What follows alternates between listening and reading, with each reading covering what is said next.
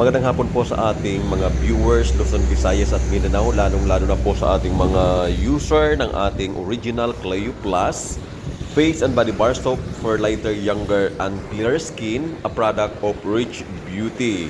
Ayan, habang tayo ay nagbabike dito sa kahabaan ng C6 Taguig Lakeshore. Ayan, magpahinga muna tayo habang nanonood ng tanawin dito sa Lakeshore, dito po sa Laguna, sa C6 po. Ayan, matatanaw po natin ang Antipolo, Binangunan. Yan pong bundok na yan, Antipolo, Binangunan, Angulo, Carduna. Ayan, dito po tayo sa C6 ngayon. Humihinto tayo, nagpapahangin. Ayan, nagpapahinga dahil sa sobrang pagod magpadyag.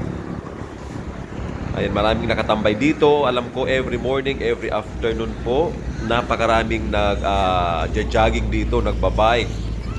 Dami nagpapahinga, nagmumuni-muni, nagpe-prayer. Ayan, napakarami po dito sa tabi ng Laguna Lake, dito po sa Taguig. Kaya habang tayo ay napatigil, so mag-ano muna tayo dito, mag-exercise, stretching, dahil ilang oras tayo nagpapadyag, nagbabike.